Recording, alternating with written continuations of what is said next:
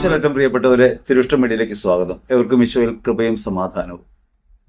നിത്യജീവിതം അവകാശമാക്കാൻ ഏറ്റവും ശ്രേഷ്ഠമായ വഴി പരസ്നേഹത്തിൻ്റെതാണ്, കാരുണ്യത്തിൻ്റെതാണ് എന്നാണ് ക്രിസ്തു ദർശനം നമ്മെ പഠിപ്പിക്കുക. ജീവിത വഴിയിൽ മറ്റുള്ളവർക്ക് വേണ്ടി ആയിത്തീരാൻ, അവനവനെ ഉപേക്ഷിച്ച് അവരന് വേണ്ടി ജീവിക്കാൻ നമുക്ക് എത്രത്തോളം ആകുമോ അത്രത്തോളം നാം ദൈവരാജ്യത്തിലാണ് എന്ന യാഥാർത്ഥ്യം തിരിച്ചറിയാതെ പോകുന്ന ഒരു കാലഘട്ടത്തിലാണ് നമ്മൾ ജീവിക്കുന്നത്. യാത്രാമധ്യേ ഒരു യുവാവ് എന്നോട് പറഞ്ഞൊരു കാര്യം എൻ്റെ ഓർമ്മയിൽ ഇപ്പോഴും ഉണ്ട്. ഒരു കടയെ ചൂണ്ടിക്കാട്ടിയിട്ട് ആ കുട്ടി ഇങ്ങനെയാണ് പറഞ്ഞത്: ഒരിക്കൽ നടന്ന് തളർന്നു വരുമ്പോൾ ഞാൻ ഈ കടയിൽ കയറി അല്പം വെള്ളം ചോദിച്ചു. എൻ്റെ കയ്യിൽ പൈസയൊന്നുമില്ലായിരുന്നു. ആദ്യം ഞാൻ ചോദിച്ചത് ഒരു നാരങ്ങ വെള്ളമാണ്. പൈസ ഇപ്പം ഇല്ല, പിന്നെ തരാം എന്ന് പറഞ്ഞപ്പോൾ തരാൻ കഴിയില്ല എന്ന് കടയുടമ പറഞ്ഞു. അവൻ പറഞ്ഞെങ്കിൽ എനിക്കൊരു പാത്രം വെള്ളം വേണം. അവർ പറഞ്ഞു ഇവിടെ വെള്ളമില്ല. നമ്മുടെ മനുഷ്യത്വം മരവിച്ചു പോകുന്ന ചെറിയ ചെറിയ സംഭവങ്ങളെ നാം വലിയ കാര്യമായി പരിഗണിക്കാറില്ല. ദാഹിച്ച് തളർന്നു വരുന്ന ഒരുവന് ഒരു പാത്രം വെള്ളം കൊടുക്കാൻ മടി കാണിക്കുന്ന, എന്ത് ജീവിതാനുഭവങ്ങളുടെയും ഏതു തരത്തിലുള്ള മുൻകാല പരിചയത്തിന്റെയും പേരിലാണെങ്കിലും അപ്രകാരം ഒരാൾ ചെയ്യുമ്പോൾ അയാൾ ജീവനെ നിഷേധിക്കുന്ന ആളായിട്ട് മാറും. അടുത്ത നിമിഷം ഈ യുവാവ് തളർന്നു വഴിയിൽ വീണു പോയെങ്കിലോ, ദാഹിച്ച് വലഞ്ഞു വരുന്ന ഒരുവന് ഒരു പാത്രം വെള്ളം കൊടുക്കാൻ കഴിയാത്ത വിധം നമ്മിൽ തന്നെ കുടുങ്ങിപ്പോകുന്ന മനുഷ്യർ നമ്മുടെ ചുറ്റുപാടുമുണ്ട്. മറ്റൊരു അനുഭവം ഉള്ളത് 2018 പ്രളയവുമായി ബന്ധപ്പെട്ട. പ്രളയം ആരംഭിക്കുന്ന സമയത്ത് ഞാൻ തലശ്ശേരിയിൽ നിന്ന് യാത്രയിലാണ്. തൃശ്ശൂർ ഭാഗത്തെത്തുമ്പോൾ പ്രളയം അധികരിച്ചു. വാഹനം മുൻപോട്ട് പോകാൻ കഴിയുന്നില്ല. അതുകൊണ്ട് വാഹനത്തിലുള്ള എല്ലാവരെയും കേരളവർമ്മ കോളേജിലേക്ക് കൊണ്ടുപോകാൻ. കേരളവർമ്മ കോളേജിൽ മഴ നനഞ്ഞ് എല്ലാവരെയും ശുശ്രൂഷിക്കാനായി ഓടി നടക്കുന്ന ചെറുപ്പക്കാരെ ഞാൻ കണ്ടു. അവർ ഞങ്ങളെ ഒരു ക്ലാസ് മുറിയിൽ കൊണ്ടുപോയി ഞങ്ങൾക്ക് ആവശ്യമുള്ള പുതപ്പ് തരുന്നു. അന്നവിടെ വന്നു ചേർന്നിട്ടുള്ള എല്ലാവർക്കും അവരാൽ ആവും വിധം കിട്ടാവുന്ന ഭക്ഷണമൊക്കെ ശേഖരിച്ചു കൊടുക്കുന്നു. അവർ ക്ഷമ ചോദിക്കുകയാണ്: വൈകിയത് കൊണ്ട് നിങ്ങൾ ഉദ്ദേശിക്കുന്ന ഭക്ഷണമൊന്നും കിട്ടാനിടയില്ല, കിട്ടുന്നത് കൊണ്ട് തൃപ്തിപ്പെടണം, ഞങ്ങളോട് സഹകരിക്കണം. അവിടെ ഒരു ഡെസ്കിൽ കയറിയിരിക്കുമ്പോൾ ഞാൻ ആലോചിച്ചൊരു കാര്യം, നമ്മുടെ വീടുകളിൽ എത്രയോ ചെറുപ്പക്കാരുണ്ട്. അവരൊക്കെ ഇങ്ങനെ പുറത്തിറങ്ങി നടക്കുന്നവരല്ല. അവരോടൊക്കെ നമ്മൾ പറയുന്നത് നിങ്ങൾ വീടിനകത്ത് അടങ്ങിയിരിക്കണമെന്നാണ്. സാധാരണഗതിയിൽ നിഷേധികളായി കണക്കാക്കപ്പെടുന്ന ഒരു കൂട്ടം ചെറുപ്പക്കാർ തങ്ങളെ തന്നെ മറന്ന് ഇങ്ങനെ മറ്റുള്ളവരെ ശുശ്രൂഷിക്കുന്നു, മറ്റുള്ളവർക്ക് വേണ്ടി മഴ കൊള്ളുന്നു, അവർ അവരെ തന്നെ മറന്നു പോകുന്നു. ആ സമയത്ത് ഞാൻ നാട്ടിലേക്ക് ഫോൺ ചെയ്യുന്നു. മിനിസ്ട്രിയിലെ സഹോദരൻ മൈക്കിൾ എന്നോട് പറയുകയാണ്, ഇവിടെ പ്രളയമായി, നമ്മുടെ കൂട്ടത്തിൽപ്പെട്ട ഒരു കുടുംബം കൊങ്ങോർപ്പള്ളി ഭാഗത്ത് വെള്ളക്കെട്ടിലായിരിക്കുകയാണ്, അവർ വിളിച്ചു കരയുന്നു, എന്ത് ചെയ്യാൻ കഴിയും? ഞാൻ പറഞ്ഞു, നമുക്കാകാവുന്ന സന്നാഹങ്ങളുമായി ഉടനെ അവിടെ എത്തണം. അങ്ങനെ ഒരു ഫൈബർ ബോട്ടൊക്കെ സംഘടിപ്പിച്ച് അവർ പോകാനുള്ള യാത്ര ആരംഭിക്കുകയാണ്. ആ സമയത്ത് പലരോടും തങ്ങളെ സഹായിക്കാൻ കൂടെ വരുമോ എന്ന് ചോദിക്കുന്നുണ്ട്. അതിൽ നീന്തൽ അഭ്യസിച്ച ആളുകളുണ്ട്. അവരൊക്കെ നിഷേധിക്കുന്നു. ഒടുവിൽ ദേവാലയ പരിസരത്ത് ചുറ്റും കൂടി നിൽക്കുന്ന, പലപ്പോഴും ആർക്കും ഉപകാരമില്ലെന്ന് കരുതി നിഷേധികളായും അവഗണിക്കപ്പെട്ടവരായും കരുതുന്ന ഒരു ചെറുപ്പക്കാരുടെ കൂട്ടത്തിലേക്ക് ഈ സഹോദരൻ കടന്നു ചെന്നു. അവരോട് പറഞ്ഞു, ഇങ്ങനൊരു പ്രശ്നമുണ്ടല്ലോ, ആരാണ് വരാൻ തയ്യാറാകുക? നാട്ടുകാരൊന്നും മാനിക്കാത്ത, വലിയ നന്മയൊന്നും പറയാത്ത ഒരു ചെറുപ്പക്കാരൻ പറഞ്ഞു, ഞാൻ വരാം, എനിക്ക് കാര്യമായി നീന്താനൊന്നും അറിയില്ല, നീന്തൽ വിദഗ്ധനൊന്നുമല്ല, എങ്കിലും നമുക്ക് പോകാം. എന്നിട്ട് അവൻ പറഞ്ഞൊരു വാചകമുണ്ട്: ജീവിച്ചപ്പോഴോ ആർക്കും ഒരു നന്മ ചെയ്യാൻ കഴിഞ്ഞില്ല, മരിച്ചിട്ടാണെങ്കിലും വേണ്ടില്ല, ആർക്കെങ്കിലും ഒരു നന്മ ചെയ്യാൻ കഴിഞ്ഞെങ്കിലോ.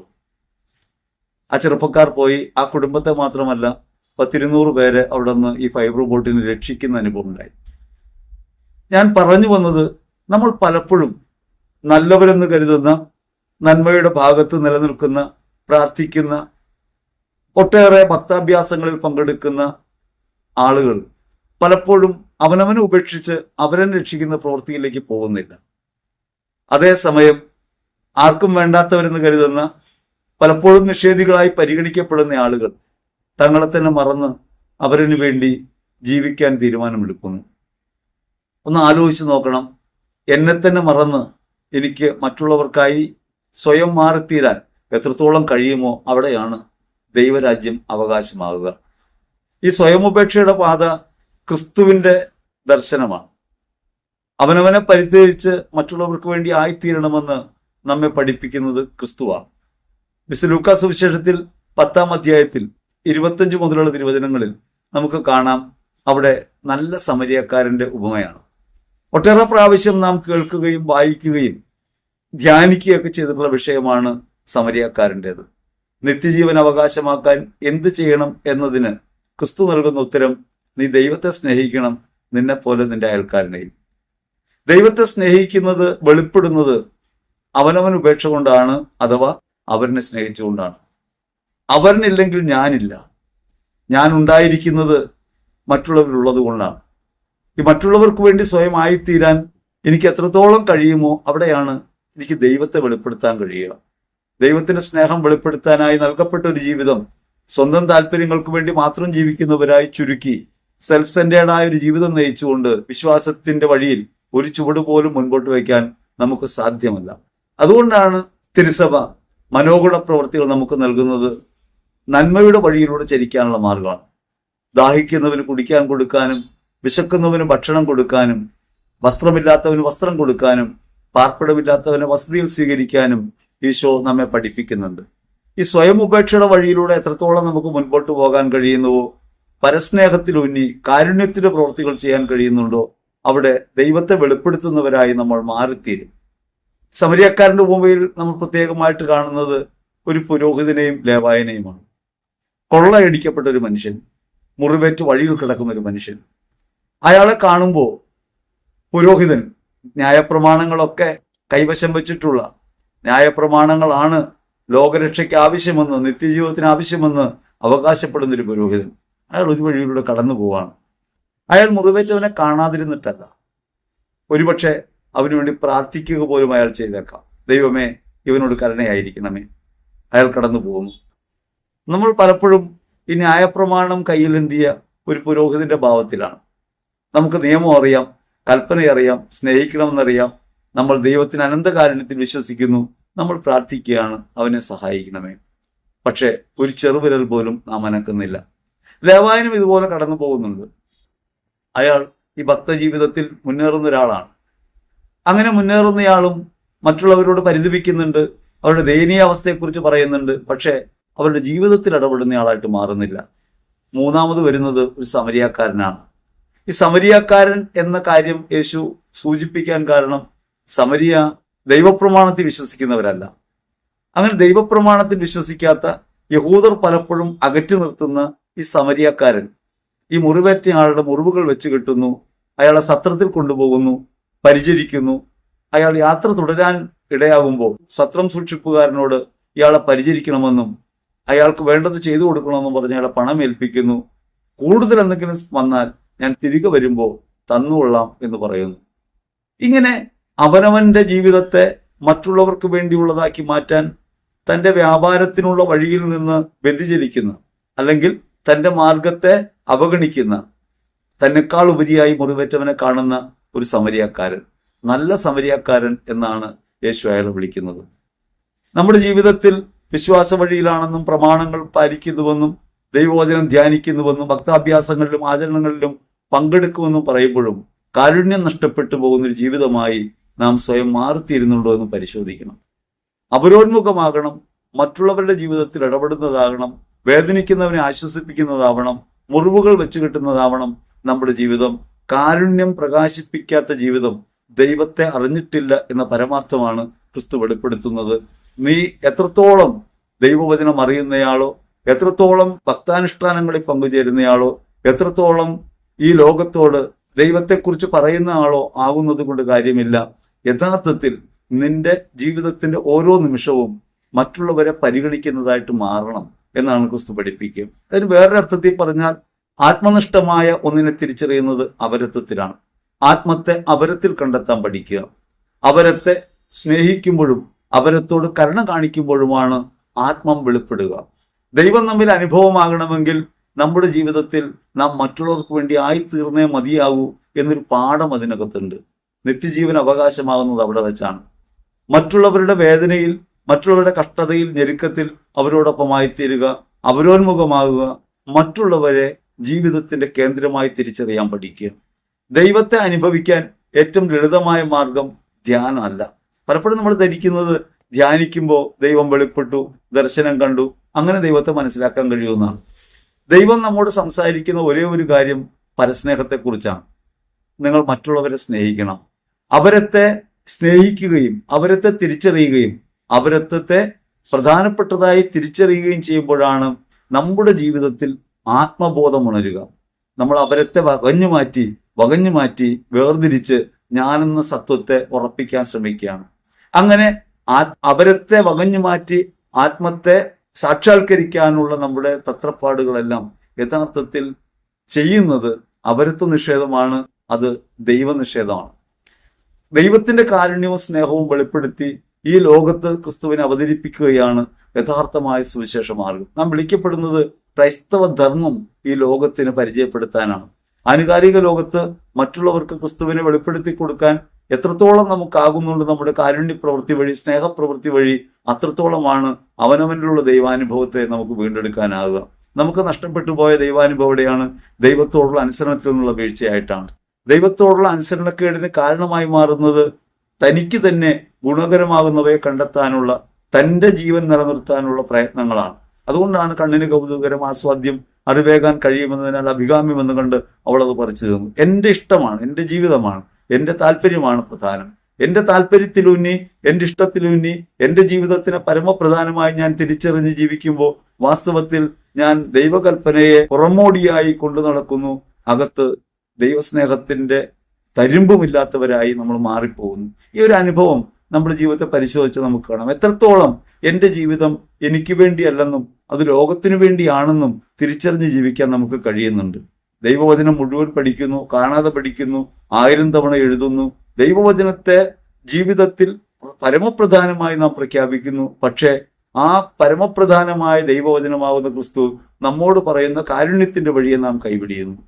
അകം നഷ്ടപ്പെട്ട പൊള്ളയായ ആചാരങ്ങളും അനുഷ്ഠാനങ്ങളുമായി നമ്മുടെ ജീവിതം അധപ്പതിക്കുന്നതിന്റെ പ്രധാന കാരണം ഈ കാര്യമാണ്. അതുകൊണ്ട് അവനവനിൽ തന്നെ ദൈവത്തെ സ്ഥാപിച്ചെടുക്കാനോ വെളിപ്പെട്ട് കിട്ടാനോ വേണ്ടിയുള്ള ഏതൊരു പ്രാർത്ഥനയും അർത്ഥരഹിതമായി പോകുന്നത് അപരത്വ നിഷേധമെന്ന ജീവിതത്തിന്റെ വഴിയിൽ നാം മുന്നേറുന്നത് കൊണ്ടാണ് എന്ന കാര്യം നാം തിരിച്ചറിയാതെ പോകുന്നു. മറ്റുള്ളവരോട് ക്രിസ്തുവിനെ കുറിച്ച് പറയാൻ നമുക്ക് താല്പര്യമുണ്ട്. മറ്റുള്ളവർ ക്രിസ്തുവിൽ വിശ്വസിക്കണമെന്ന് നമുക്ക് താല്പര്യമുണ്ട്. ഈ താല്പര്യം യഥാർത്ഥത്തിൽ നിയമജ്ഞർ പണ്ട് നടത്തിയിരുന്ന ദൈവത്തിലേക്ക് ആളുകളെ അടുപ്പിക്കുക എന്ന പ്രവൃത്തി പോലെയാണ്. അവർ കരയും കടലും ചുറ്റി ദൈവത്തെക്കുറിച്ച് പറയുന്നു, ആളുകളെ ആകർഷിക്കാൻ ശ്രമിക്കുന്നു. പക്ഷേ ഒരു ചെറുവിരലനക്കാൻ അവരെ സഹായിക്കുന്നില്ല. അവരുടെ ജീവിതഭാരം ചുമക്കാൻ ഒരു ചെറുവിരലനക്കാൻ പോലും താല്പര്യമില്ലാത്തവരായി, കരുതാത്തവരായി നമ്മൾ മാറിത്തീരുമ്പോൾ നാം ക്രിസ്തുവിരുദ്ധരായി മാറിപ്പോകുന്നുണ്ട് എന്ന പരമാർത്ഥമാണ് വചനം ഇവിടെ ഓർമ്മിപ്പിക്കുന്നത്. ദൈവം തന്റെ സ്നേഹം വെളിപ്പെടുത്തുന്നത് മറ്റുള്ളവർക്ക് വേണ്ടി ആയിത്തീരണം. അങ്ങനെ നാം ദൈവരാജ്യത്തിന് അവകാശികളായി മാറണം, നിത്യതയ്ക്ക് അവകാശികളായി മാറണം. നിയമാവർത്തന പുസ്തകത്തിൽ 1-ാം അധ്യായത്തിൽ 5 മുതൽ 8 വരെ തിരുവചനങ്ങളിൽ കാനാൻ ദേശത്തേക്കുള്ള യാത്രയെക്കുറിച്ച് മോശ മോവാബ് ദേശത്ത് വെച്ച് ഇസ്രായേലിനെ പഠിപ്പിക്കുന്നുണ്ട്. നാം ഹോറോബിൽ വേണ്ടത്ര താമസിച്ചു കഴിഞ്ഞു. ഈ മലമുകളിൽ വിദൂരത്ത് കാണുന്ന ദേശത്തേക്കാണ് നമ്മൾ പോകുന്നത്. ആ ദേശം നമുക്ക് അവിടെ നിന്ന് സ്വന്തമായി തരും. അവിടെ പ്രതീകാത്മകമായി പറയുന്ന കാര്യം നമ്മൾ ഓർക്കണം. നാം ഈ മലയിൽ വേണ്ടത്ര താമസിച്ചു കഴിഞ്ഞു. നാം പ്രാർത്ഥനയിൽ വേണ്ടത്രയായി കഴിഞ്ഞു. പ്രാർത്ഥന പലപ്പോഴും മലയോട് ഉപമിക്കാവുന്ന ഒരു കാര്യമാണ്. ഈ മലമുകളിൽ നമ്മൾ താമസിച്ചു കഴിഞ്ഞു. നമ്മൾ പോകേണ്ടത് ഒരു അന്യദേശത്തേക്കാണ്. ആ ദേശം വളരെ വിദൂരമായൊരു ദേശമാണ്. ആ ദേശം കീഴ്പ്പെടുത്താനായിട്ട് നമ്മൾ പോവുകയാണ്. ഏതാണ് ആ ദേശം? പഴയ നിയമത്തിൽ ഈ പറയുന്ന കാനാൻ ദേശത്തേക്കുള്ള യാത്രയാണ് പറയുന്നതെങ്കിൽ നമ്മൾ പോകുന്നത് നിത്യതയുടെ രാജ്യത്തേക്കാണ്, ദൈവരാജ്യത്തിലേക്കാണ്. ആ ദൈവരാജ്യാനുഭവത്തിലേക്ക് നമ്മൾ പോകാൻ പ്രാർത്ഥനയുടെ മലയിൽ നിന്ന് കാരുണ്യത്തിന്റെ വഴിയിലേക്ക് നാം ഇറങ്ങിത്തിരിക്കണം. പഴയ നിയമത്തിൽ വാഗ്ദാനം ചെയ്യപ്പെട്ട ദേശമായിട്ട് കാനാനാണ് കാണുന്നത്. അത് അന്ന് മനസ്സിലാക്കാവുന്ന രീതിയിൽ പറയുകയാണ്, പ്രതീകാത്മകമാണ്. ക്രിസ്തുവിൽ നമുക്കായി നൽകപ്പെട്ട രാജ്യം ഏതാണ്? അത് നിത്യതയാണ്, പിതാവിന്റെ സന്നിധിയിലേക്കുള്ള യാത്രയാണ്. നമ്മുടെ ജീവിതം ഈ ഭൂമിയിൽ ഒതുങ്ങുന്നതല്ലെന്നും ഐഹികമല്ലാത്ത ഒരു രാജ്യത്തേക്ക് നാം യാത്രയാകുന്നുണ്ട് എന്ന ബോധ്യമാണ് ക്രൈസ്തവ ധാർമ്മികത ഊന്നൽ നൽകുന്ന ഒരു കാര്യം. കാരണം ഈ ലോകത്തെ ജീവിതം നിസ്സാരമാണ്, അല്പകാലത്തേക്കുള്ള ജീവിതമാണ്. അല്പകാലത്തേക്കുള്ള ജീവിതം നിത്യമായൊരു ജീവിതത്തിന് കാരണമാകുന്ന ഒന്നായിട്ട് മാറണം.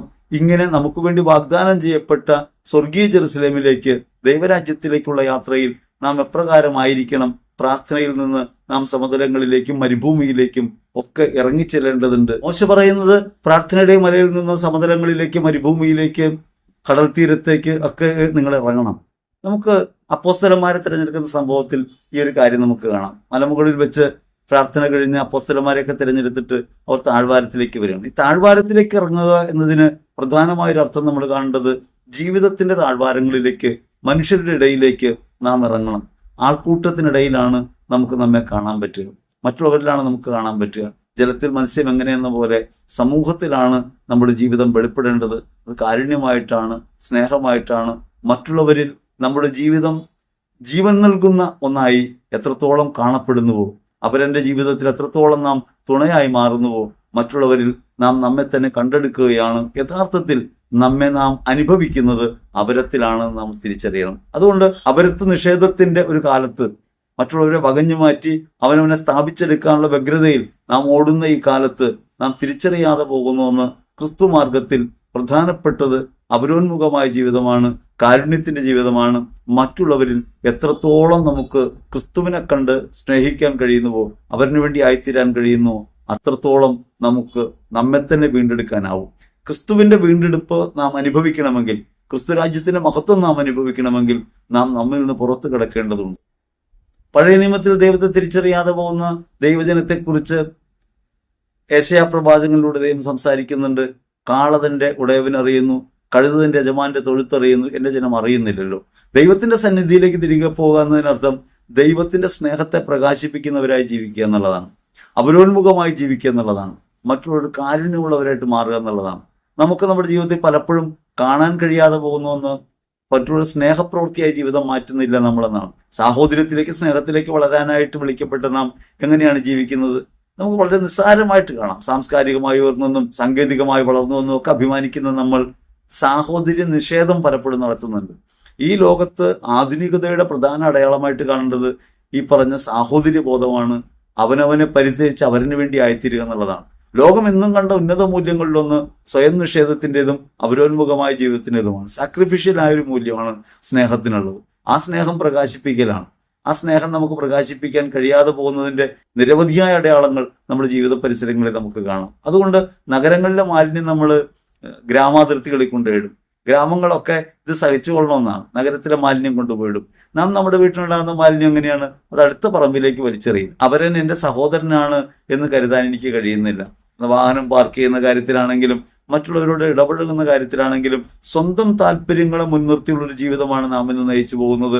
പ്രാർത്ഥനാ വേളകളിൽ പോലും ഏറ്റവും കൂടുതൽ നാം ഓർക്കുന്നത് ആരെയാണ്? നമ്മെ തന്നെയാണ്. ദൈവത്തെ പോലും അല്ലെന്ന് വേണമെങ്കിൽ പറയാം. നാം നമ്മെ തന്നെ ഓർത്തുകൊണ്ടിരിക്കുകയാണ്. നമ്മുടെ കഷ്ടപ്പാടുകളെ കുറിച്ചാണ് നമ്മുടെ പരിതാപം മുഴുവൻ. ഈ ലോകത്ത് കഷ്ടപ്പെടുന്ന മനുഷ്യരെക്കുറിച്ച് നാം ആലോചിക്കുന്നില്ല. യുദ്ധങ്ങളിൽ വ്യാകുലപ്പെടുന്ന മനുഷ്യരെക്കുറിച്ച്, സർവ്വം നഷ്ടപ്പെടുന്ന മനുഷ്യരെക്കുറിച്ച് നമുക്ക് ഉൾക്കൊണ്ടേണ്ടാകുന്നില്ല. അതുകൊണ്ട് എവിടെയെങ്കിലുമൊക്കെ യുദ്ധം നടക്കട്ടെ, എൻ്റെ ജീവിതത്തിന് ഇടവ തട്ടാതിരുന്നാൽ മതി, എനിക്ക് കുഴപ്പമൊന്നുമില്ലല്ലോ, എൻ്റെ കുടുംബം, ഞാൻ എന്നതിലേക്ക് കേന്ദ്രീകരിച്ച് അവനവൻ മാത്രമായി തീരുന്ന ലോകത്തെക്കുറിച്ചാണ് നാം സ്വപ്നം കണ്ടുകൊണ്ടിരിക്കുന്നത്. നാം യാത്ര ചെയ്യേണ്ടത് നിത്യതയിലേക്കാണ്. അപരത്തിലൂടെയാണ് യാത്ര സാധ്യമാകുക എന്ന കാര്യം നമ്മൾ മറന്നുപോകുന്നു. അതുകൊണ്ട് സ്വന്തം ജീവിതം സുരക്ഷിതമാക്കാനുള്ള വ്യഗ്രതയ്ക്കകത്ത് അവനവന്റെ ജീവിതം സുരക്ഷിതമാകണമെന്നതാണ് വിവേകമെന്ന നിലയ്ക്ക്, ചിന്തിക്കുന്ന നിലയ്ക്ക് നാം അധപ്പതിച്ചു പോകുമ്പോൾ സാഹോദര്യത്തെ നിഷേധിക്കുന്നുണ്ട്, സ്നേഹത്തെ നിഷേധിക്കുന്നുണ്ട്, ക്രിസ്തുവിനെ തന്നെ നിഷേധിക്കുന്നുണ്ട്. അത് നമ്മൾ തിരിച്ചറിയാതെ പോവാണ്. അതുകൊണ്ട് ആലോചിക്കണം, ഞാൻ എന്നെക്കാൾ ഉപരിയായി എത്രത്തോളം മറ്റുള്ളവരിലേക്ക് കടന്നു നിൽക്കുന്നുണ്ട്, മറ്റുള്ളവർ എത്രത്തോളം സ്നേഹിക്കുന്നുണ്ട്. എൻ്റെ സ്നേഹം പ്രവൃത്തിയായി മാറുമ്പോൾ മാത്രമേ ദൈവത്തോടുള്ള എൻ്റെ സ്നേഹത്തിന്റെ അർപ്പണം യാഥാർത്ഥ്യമായി തീരൂ എന്ന പരമാർത്ഥം നമ്മൾ ഓർക്കണം. പിതാവിന്റെ കയ്യിലേക്ക് ആത്മാവിനെ കൊടുക്കണമെങ്കിൽ, പിതാവിന്റെ കയ്യിലേക്ക് സ്വന്തം ആത്മാവിനെ ഏൽപ്പിക്കണമെങ്കിൽ, അതാണല്ലോ ഈ ജീവിതത്തിന്റെ പരമമായ ലക്ഷ്യമായിട്ട് നമ്മൾ കാണുന്നത്. ആത്മാവ് ദൈവത്തിന്റെ കരങ്ങളിലേക്ക് എത്തിക്കണം. ആത്മാവിന്റെ ദൈവത്തിന്റെ കരങ്ങളിലേക്ക് അങ്ങനെ സമർപ്പിക്കാൻ നമുക്ക് കരുത്ത് നൽകുന്നത് ശരീര മനസ്സുകളുടെ ഉപേക്ഷ വഴിയാണ്. ക്രിസ്തു കുരിശിൽ തന്റെ ശരീരത്തെ മുഴുവൻ മറ്റുള്ളവർക്ക് വേണ്ടി ഭക്ഷണമായി നൽകുന്നുണ്ട്. തന്റെ മനസ്സ് മറ്റുള്ളവർക്ക് വേണ്ടി ആയിത്തീരുന്നുണ്ട്. ലോകം മുഴുവനും വേണ്ടിയും തന്റെ മനസ്സ് അർപ്പിക്കുന്നതിന്റെ ഭാഗമായിട്ടാണ് ക്രിസ്തു അപമാനം ഏൽക്കുന്നതും സഹിക്കുന്നതും. ആ സഹനങ്ങളെ ഏറ്റെടുക്കുന്നത് അവരെന്നെ വേണ്ടിയാണ്, അവരെന്റെ മോചനത്തിന് വേണ്ടിയാണ്. അവരെന്നെ ദ്രോഹിക്കുമ്പോൾ ആ ദ്രോഹങ്ങളൊക്കെ സ്വീകരിച്ചിട്ട് അവരെന്നെ വേണ്ടി പ്രാർത്ഥിക്കുന്ന ഒരാളായിട്ട് ക്രിസ്തു മാറുന്നു. ഇവരോട് ക്ഷമിക്കണമേ, ഇവർ ചെയ്യുന്നതെന്ന് ഇവരറിയുന്നില്ല, അറിവില്ലായ്മയോട് ക്ഷമിക്കണമേ എന്ന് ക്രിസ്തുവിന് പ്രാർത്ഥിക്കാൻ കഴിയുന്നത് സ്വന്തം ഇഷ്ടങ്ങളെ, സ്വന്തം താല്പര്യത്തെ പരിപൂർണമായി പരിത്യജിച്ചുകൊണ്ടാണ്. ഞാനെന്ന ബോധത്തെ കൈവിടിഞ്ഞ് എന്നെക്കാൾ ഉപരിയായി അവരത്തെ കാണുന്ന ഒരു മനോഭാവത്തിലേക്ക് കുരിശുമരണത്തിന്റെ നേരത്തും ക്രിസ്തുവിന് പോകാൻ കഴിയുന്നത് പിതാവിലേക്ക് ഈ മാർഗമല്ലാതെ മറ്റൊന്നില്ല എത്തിച്ചേരാൻ എന്നതുകൊണ്ടാണ്. അതുകൊണ്ട് പിതാവെ, എന്റെ ആത്മാവിനെ അങ്ങയുടെ കരങ്ങളിൽ ഞാൻ സമർപ്പിക്കുന്നു. നാം എല്ലാം നമ്മുടെ ജീവിതാന്ത്യത്തിൽ നമ്മുടെ ആത്മാവിനെ ദൈവകരങ്ങളിലേക്ക് തിരികെ ഏൽപ്പിക്കേണ്ടവരാണ്. ആത്മാവിന് പകരമായി എന്തു കൊടുക്കും? ഒരുവൻ ലോകം മുഴുവൻ നേടിയാലും തന്റെ ആത്മാവിന് പകരമായി അവൻ എന്തു കൊടുക്കും? നമുക്ക് കൊടുക്കാനുള്ളത് നമ്മുടെ ആത്മാവിനെയാണ്. ആ ആത്മാവിനെ ദൈവകരങ്ങളിൽ ഏൽപ്പിക്കണമെങ്കിൽ നമ്മുടെ ശരീരം വ്യായാമം ചെയ്യണം, നമ്മുടെ മനസ്സ് വ്യായാമം ചെയ്യണം. ശരീര മനസ്സുകൾ മറ്റുള്ളവർക്കായി കൊടുക്കുക എന്നതാണ് ജീവിതത്തിന്റെ ധർമ്മമെന്നാണ് ക്രിസ്തു അവിടെ കാട്ടിത്തരുന്നത്. അതുകൊണ്ട് നമ്മുടെ ജീവിതം എത്രത്തോളം മറ്റുള്ളവർക്ക് വേണ്ടി ആയിത്തീരുന്നുണ്ട്, അവരോന്മുഖമായിത്തീരുന്നുണ്ട്, മറ്റുള്ളവരെ കരുതുന്നതായിത്തീരുന്നുണ്ട്, ആ ഒരു മനോഭാവം എത്രത്തോളം നമുക്കുണ്ടെന്ന് ആലോചിക്കണം.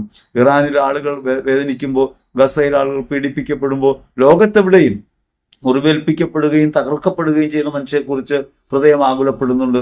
അവിടെയാണ് എൻ്റെ ജീവിതം ക്രിസ്തുവിലായിത്തീരുന്നത്. മറ്റുള്ളവരുടെ വേദന തിരിച്ചറിയാനും അസമാധാനം ഉണ്ടാകുന്നിടങ്ങളിലൊക്കെ സമാധാനമായി മാറാൻ എനിക്ക് കഴിയുകയും ചെയ്യുന്നത് ഞാൻ എന്നെക്കാൾ ഉപരിയായി ഈ ലോകത്ത് മറ്റുള്ളവരെ സ്നേഹിക്കാൻ തുടങ്ങുമ്പോഴാണ്. എന്നെ കൈയൊഴിയാതെ എനിക്ക് ആരെയും ഉൾക്കൊള്ളാൻ കഴിയില്ല. അവരമായിരിക്കുന്ന സ്ഥിതിയിൽ കുറവുകളോടും പോരായ്മകളോടും കൂടെ ഉൾക്കൊള്ളാൻ എൻ്റെ ഹൃദയത്തെ ബലപ്പെടുത്തുകയാണ് യഥാർത്ഥത്തിൽ വേണ്ടത്. മുറിവേറ്റൊരുവനെ വഴിയിൽ കാണുമ്പോൾ അവനെ വഴിയിൽ ഉപേക്ഷിച്ച് പോകുന്ന പുരോഹിതനെ പോലെയും ലേവായനെ പോലെയും ഞാൻ ആയിത്തീരുന്നുണ്ടോ? എൻ്റെ ജീവിതം മാത്രം ലക്ഷ്യം വയ്ക്കുന്ന, എൻ്റെ മാർഗങ്ങളിൽ മാത്രം ഞാൻ നടക്കുന്ന ഒരാളായി മാറിപ്പോകുന്നുണ്ടോ? എൻ്റെ മാർഗം അവരോന്മുഖതയിലാണ്, കാരുണ്യത്തിലാണ് എന്ന കാര്യം ഞാൻ തിരിച്ചറിയുന്നുണ്ടോ എന്ന് വ്യക്തമായി നമുക്ക് പരിശോധിക്കാൻ കഴിയണം. അത് ജീവിതത്തിൽ ചെറിയ കാര്യങ്ങൾ നമുക്ക് ആലോചിക്കാൻ പറ്റണം. ചെറിയ ചെറിയ കാര്യങ്ങളിൽ, വ്യക്തിബന്ധങ്ങൾക്കകത്ത്, സാമൂഹ്യ ബന്ധത്തിനകത്ത്, ഞാൻ ജീവിക്കുന്ന ചുറ്റുപാടുകളിൽ എത്രത്തോളം മറ്റുള്ളവരെ പ്രധാനമായിട്ട് കരുതി എനിക്ക് ജീവിക്കാൻ കഴിയുന്നുണ്ട്. ഞാൻ എന്നെ തന്നെയാണോ കരുതുന്നത്, മറ്റുള്ളവരെയാണോ? എൻ്റെ വിശപ്പിനെയാണോ ഞാൻ വിലമതിക്കുന്നത്, അവരെൻ്റെ വിശപ്പിനെയാണോ? എൻ്റെ ഇഷ്ടങ്ങളെയാണോ ഞാൻ മാനിക്കുന്നത്, അവരെൻ്റെ ഇഷ്ടങ്ങളെയാണോ? എൻ്റെ സുരക്ഷിതത്വമാണോ ഞാൻ കരുതുന്നത്, അവരെൻ്റെ സുരക്ഷിതത്വമാണോ? എനിക്ക് നന്മ ഉണ്ടാകണമെന്നാണോ ഞാൻ ആഗ്രഹിക്കുന്നത്, മറ്റുള്ളവർക്ക് നന്മ ഉണ്ടാകണമെന്നാണോ? മധ്യസ്ഥ പ്രാർത്ഥന എന്നൊക്കെ പറയുന്നത് കത്തോലിക്ക വിശ്വാസത്തിന്റെ അടിസ്ഥാനമായൊരു കാര്യമാണ്. മധ്യസ്ഥ പ്രാർത്ഥന ഞാൻ നടത്തുന്നത് എങ്ങനെയാണെന്ന് ഞാൻ ആലോചിക്കണം. ഒരാൾ ഒരു കൊട്ട തേങ്ങയുമായിട്ട് പോവാണ്. അയാളിങ്ങനെ വിഷമിച്ചു പോകുന്നു. ഞാൻ പുറകെ നടക്കുന്നുണ്ട്. ഇയാളുടെ കഴുത്ത് ഇടറുന്നതും വേദനിക്കുന്നതൊക്കെ എനിക്ക് കാണാം. അയാളുടെ ചുവടുകൾ ഇടറുന്നുണ്ട്. അയാൾക്ക് മര്യാദയ്ക്ക് നടക്കാൻ കഴിയുന്നില്ല. നമ്മൾ പ്രാർത്ഥിക്കുകയാണ്, കർത്താവേ, ഇയാളുടെ കഴുത്തിന് ബലം കൊടുക്കണമേ, കാലുകൾക്ക് ബലം കൊടുക്കണമേ, ഇയാളുടെ ഭാരം കുറച്ചു കൊടുക്കണമേ. അങ്ങനെ പ്രാർത്ഥിക്കുന്ന മധ്യസ്ഥ പ്രാർത്ഥനയാണോ? പ്രത്യക്ഷത്തിൽ മധ്യസ്ഥ പ്രാർത്ഥനയായിട്ട് തോന്നാം. എന്നാൽ അല്പനേരത്തേക്ക് ആ തേങ്ങപ്പൊട്ട തലയിലേക്ക് ഏറ്റുവാങ്ങാൻ എത്രത്തോളം നമുക്ക് മനസ്സ് കാണിക്കാൻ പറ്റും? അവരുടെ സങ്കടങ്ങളെയും വേദനകളെയും ഉൾക്കൊള്ളുന്ന തരത്തിലേക്ക് ആയി മാറണമെങ്കിൽ ഞാൻ എൻ്റെ സുരക്ഷിതത്വത്തിന്റെ കൊട്ടാരങ്ങളിൽ നിന്ന് താഴേക്ക് ഇറങ്ങണം. എൻ്റെ സുഖ സൗകര്യങ്ങളിൽ നിന്ന് ഞാൻ താഴേക്ക് ഇറങ്ങണം. അവരെൻ്റെ പരിമിതികളെ ഞാൻ സ്വീകരിക്കണം. നമുക്കൊരിക്കലും എളുപ്പത്തിൽ ചെയ്യാൻ കഴിയാത്തൊരു കാര്യമാണത്. ഞാൻ എന്ന ബോധം നിലനിൽക്കുമ്പോൾ എനിക്കത് സാധ്യമല്ല. പക്ഷെ ക്രിസ്തു നമ്മിലെന്ന ബോധ്യം നമ്മിലുണ്ടാകുമ്പോൾ നമുക്ക് എളുപ്പത്തിൽ സാധ്യമാവുകയും ചെയ്യും. അതുകൊണ്ട് അവരെൻ്റെ വേദനകളിൽ താങ്ങായിട്ട് മാറുക, അവരുടെ സങ്കടങ്ങളിൽ കൂട്ടായിട്ട് മാറുക, അവരെൻ്റെ പരിമിതികളിൽ അവനെ പൂർണ്ണനാക്കുന്നവരായിട്ട് മാറുക എന്ന പ്രവൃത്തി നമുക്ക് ചെയ്യാൻ കഴിയണം. അങ്ങനെ ചെയ്യാൻ കഴിയുമ്പോഴാണ് വാസ്തവത്തിൽ നാം നമ്മെ തന്നെ അനുഭവിക്കാൻ തുടങ്ങുന്നത്, നമ്മൾ ക്രിസ്തുവിനെ അനുഭവിക്കാൻ തുടങ്ങുന്നത്. അവിടെയാണ് നിത്യത ആരംഭിക്കുന്നത്. മരണശേഷമുള്ള ഒരു ലോകത്തെക്കുറിച്ചല്ല നാം ആലോചിക്കേണ്ടത്. മരണശേഷമുള്ള ഒരു ലോകത്തെ വിശ്വസിക്കുന്നുവെങ്കിൽ സാധാരണ ജീവിതത്തിനകത്ത് നാം അല്ലാത്തൊരു ജീവിതത്തെ നമുക്ക് തിരിച്ചറിയാൻ പറ്റണം. മരണശേഷമുള്ള ഒരു ലോകത്തെക്കുറിച്ച്, നിത്യതയെക്കുറിച്ച് കേവല സങ്കല്പമായി കരുതി അതിൽ വിശ്വസിക്കുന്നവരായി മാറുന്നതിനേക്കാൾ നിത്യജീവിതം എന്നത് നമ്മുടെ ജീവിതത്തിനകത്ത് തന്നെ ഒളിഞ്ഞിരിക്കുന്ന ഒന്നാണ് തിരിച്ചറിയണം. നമ്മുടെ ജീവിതം ഇങ്ങനെ നമ്മിൽ നിന്ന് പുറത്തു കിടക്കുമ്പോഴൊക്കെ അത് നിത്യതയിലേക്ക് പ്രവേശിക്കുന്നുണ്ട്. അതുകൊണ്ട് നമ്മുടെ ജീവിതത്തിൽ എത്രത്തോളം നമുക്ക് കാരുണ്യത്തിന്റെ ജീവിതം നയിക്കാൻ കഴിയുന്നുണ്ട്, മറ്റുള്ളവരെ കരുതുന്നവരായി മാറാൻ കഴിയുന്നുണ്ട്, അവരുടെ വേദനകളിൽ പങ്കുചേരാൻ കഴിയുന്നവരായി മാറുന്നുണ്ട്, മറ്റുള്ളവരെ മാനിക്കുന്നവരായി നമ്മൾ എത്രത്തോളം മാറുന്നുണ്ട് എന്ന കാര്യം ആലോചിക്കണം. ലോകം മുഴുവൻ നന്നാകട്ടെ എന്ന് എപ്പോഴും നമ്മൾ പ്രാർത്ഥിക്കും, ലോകത്തിന് മുഴുവൻ മാനസാന്തരം ഉണ്ടാകട്ടെ എന്ന് പ്രാർത്ഥിക്കും. എനിക്ക് മാനസാന്തരം ഉണ്ടായിട്ടുണ്ടോ എന്ന് ചിന്തിക്കുന്നില്ല. ഈ ലോകത്തിന് മുഴുവനും വേണ്ടിയായി മാറാൻ ഞാൻ എത്രത്തോളം എന്നെ തന്നെ അർപ്പിക്കുന്നുണ്ട് എന്നിടത്താണ് മാനസാന്തരം. കേവലമായി ദൈവത്തെ തിരിച്ചറിയുന്നു എന്നതല്ല മാനസാന്തരം. ബന്ധങ്ങളിൽ എങ്ങനെയാണ് ഇപ്രകാരം അവരിന് വേണ്ടി ആയിത്തീരേണ്ടതെന്ന് പറയാൻ 1 കൊരിന്ത്യർ ലേഖനത്തിൽ 7-ാം അധ്യായത്തിൽ 3-ാം തിരുവചനം പറയുന്നുണ്ട്, ദാമ്പത്യ ധർമ്മം പോലെയാണ്. ഈ ദാമ്പത്യ ധർമ്മത്തിനകത്ത് പറയുന്നത് ഇങ്ങനെയാണ്: ഭാര്യ അവൾക്ക് സ്വന്തമല്ല, അവൾ ഭർത്താവിൻ്റെതാണ്, ഭർത്താവ് അയാൾക്ക് സ്വന്തമല്ല, ഭാര്യയുടേതാണ്. നമ്മുടെ ശരീരത്തിന് മേൽ അവകാശം അവനല്ല, അപരനാണ്. ശരീരത്തിന് മേൽ അവകാശം അപരനാണ് എന്ന് പറയുന്നത് നമ്മൾ തിരിച്ചിട്ടാണ് വായിക്കുക. എനിക്ക് അധികാരം നിന്റെ ശരീരത്തിന് മേലാണ്, അല്ലാതെ എന്റെ മേൽ നിനക്ക് അധികാരമുണ്ടെന്നല്ല നമ്മൾ പറഞ്ഞുകൊണ്ടിരിക്കുന്നത്. നിന്റെ മേൽ എനിക്ക് അധികാരമുണ്ട്. വചനം പറഞ്ഞിട്ടുണ്ടല്ലോ. ഭർത്താവ് പറയുന്നത് ഭാര്യയോട് പറയുന്നത് നിന്റെ ശരീരത്തിന് മേൽ എനിക്കാണ് അവകാശം. യഥാർത്ഥത്തിൽ പറയേണ്ടത് എന്റെ ശരീരത്തിന് മേൽ നിനക്കാണ് അവകാശം എന്നാണ്. പക്ഷെ പറഞ്ഞുകൊണ്ടിരിക്കുന്നത് നിന്റെ ശരീരത്തിന് മേൽ വചനം പറയുന്നുണ്ടല്ലോ എനിക്കാണ് അവകാശമെന്ന്. എനിക്ക് എത്രത്തോളം അവകാശമുണ്ടെന്നല്ല, എന്റെ മേൽ മറ്റുള്ളവന് എത്രത്തോളം അവകാശമുണ്ടെന്നാണ്. ക്രിസ്തുവുമായുള്ള ബന്ധത്തെക്കുറിച്ച് പറയാൻ വേണ്ടിയാണ് പൗലോസ് ശ്ലീഹ ദാമ്പത്യ ധർമ്മത്തെക്കുറിച്ചൊക്കെ പറയുന്നത്. അവിടെ എനിക്ക് എന്റെ മേൽ എത്ര അധികാരമുണ്ടെന്നല്ല, എന്റെ മേൽ അവരന് എത്രത്തോളം അവകാശമുണ്ട്. ഓരോരുത്തരും അവനവന് വേണ്ടിയല്ലെന്നും അവരന് വേണ്ടിയാണെന്ന് തിരിച്ചറിയണം. അങ്ങനെ മറ്റുള്ളവർക്ക് വേണ്ടി ആയിത്തീരുന്നില്ലെങ്കിൽ നിത്യത അവകാശമാക്കാൻ കഴിയില്ല. എൻ്റെ മേൽ മറ്റുള്ളവർക്ക് അവകാശമുണ്ട്. ആ അവകാശം എന്താണ്? അത് അവർക്കുള്ള ഭക്ഷണമായിട്ടാണ് ഞാൻ ഈ ലോകത്തേക്ക് വരുന്നത്. അവരിന് ഭക്ഷിക്കാൻ വേണ്ടിയാണല്ലോ ദൈവം എന്നെ ഈ ലോകത്തേക്ക് അയക്കുന്നത്.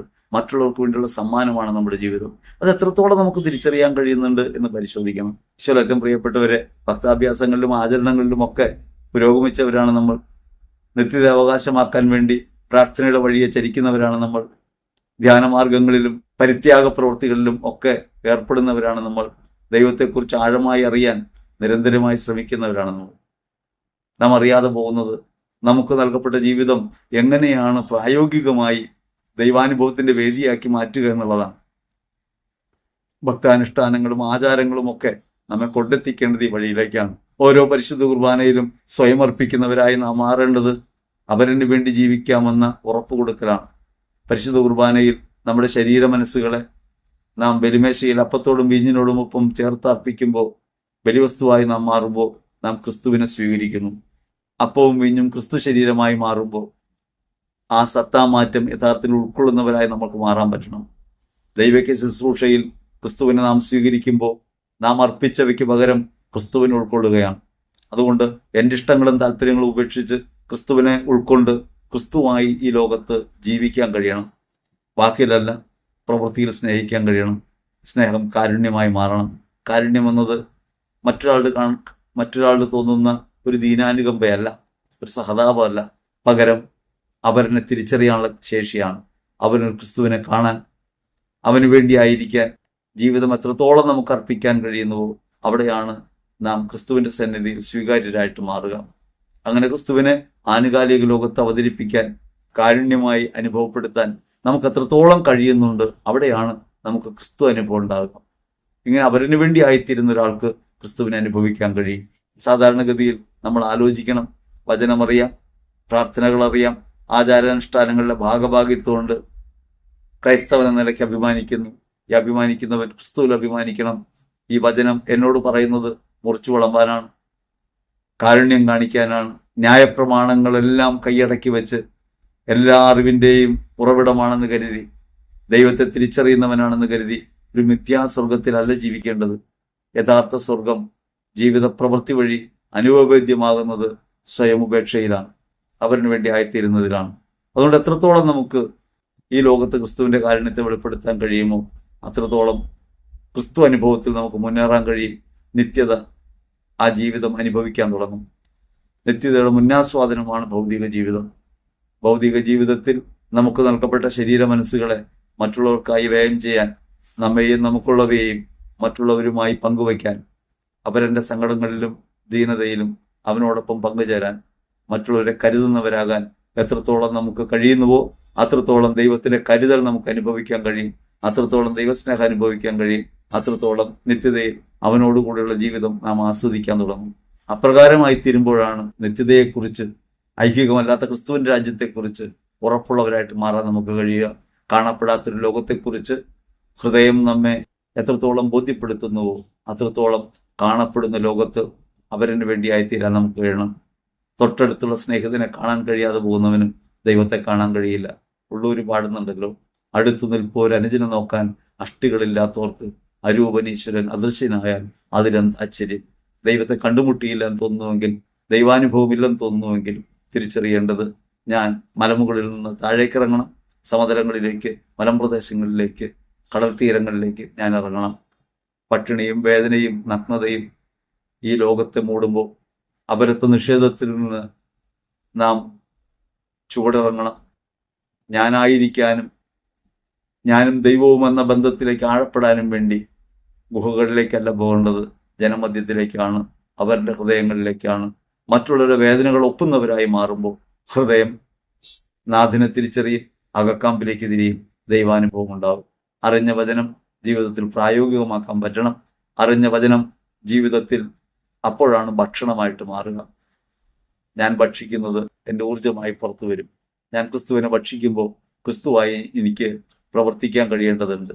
അങ്ങനെ ക്രിസ്തുവിനെ ലോകത്ത് അടയാളപ്പെടുത്തുന്നവരായി ജീവിക്കാൻ, ആത്മബോധമുള്ളവരായി വളരാൻ ഞങ്ങളെ സഹായിക്കണമേ എന്ന് ഹൃദയപൂർവ്വം നമുക്ക് പ്രാർത്ഥിക്കാം. ദൈവം നമ്മെ അനുഗ്രഹിക്കട്ടെ. ആമേൻ.